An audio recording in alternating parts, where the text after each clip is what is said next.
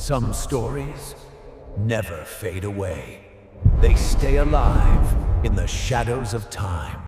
He was the only black man on the Titanic, and just moments before the ship disappeared beneath the freezing ocean, he filled the pockets of his wife's coat with everything valuable he had, then whispered softly, "I'll meet you in New York." Those were the last words she ever heard from him. The world has told thousands of stories about the Titanic, the grand dining halls, the desperate crowds, the lifeboats running out, and the orchestra that kept playing until the final breath of the ship. But one story, one heartbreakingly beautiful story, almost vanished from history. The story of a husband and father erased from the pages of time as if he never existed.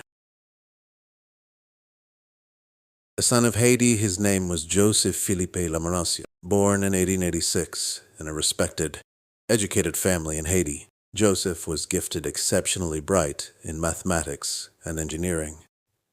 His dreams carried him all the way to France, where he met the love of his life, Juliette. They married. They had 2 daughters, Simone and Louise. They built a future together. But Europe in the early 1900s did not welcome the success of a black man. Joseph's degrees, his expertise, his brilliance, none of it mattered. Racism paid him less.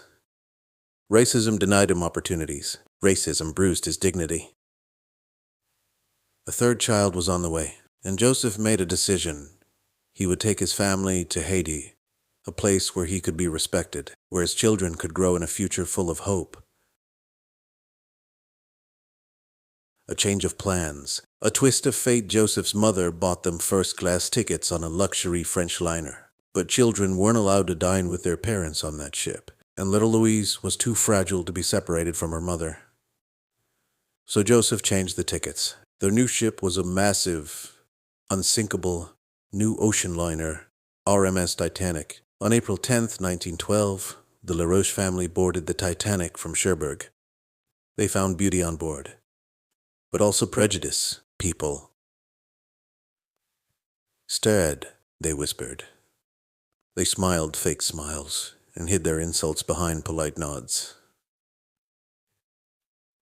Just because Joseph was a black man standing beside his white French wife and their children. But Joseph held on to the dream, a new life in Haiti.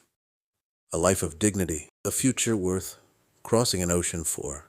The night everything changed 4 nights later, the Titanic struck an iceberg. Joseph gently woke Juliette, dressed the children, held them close, and translated the chaotic English commands into calm French for his terrified wife. When they reached the deck, he understood immediately. Women and children first meant he would not be going with them. He emptied his wallet, his valuables, everything, into Juliette's coat pockets, and told her softly, "Take care of them. The future is yours now." He placed his daughters into Lifeboat 14, then looked into Juliette's eyes and said, "I'll come on another boat. God be with you. I'll meet you in New York." The lifeboat was lowered, Juliette holding her daughters, Joseph slowly fading from sight. The ocean took him, but not his story. Joseph Laroche died in the icy waters on April 15th, 1912. He was just 25 years old. His body was never found. Juliette and the 2 little girls survived. She later gave birth to their son, Joseph Jr., a child who would never see his father's face. Years passed.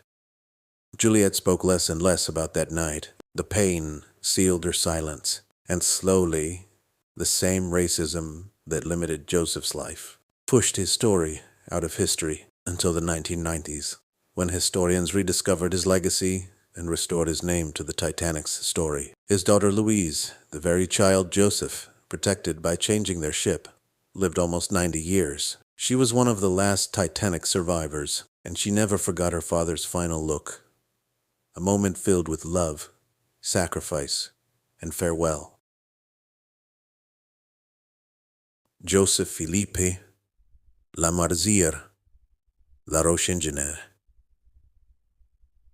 Husband. Father.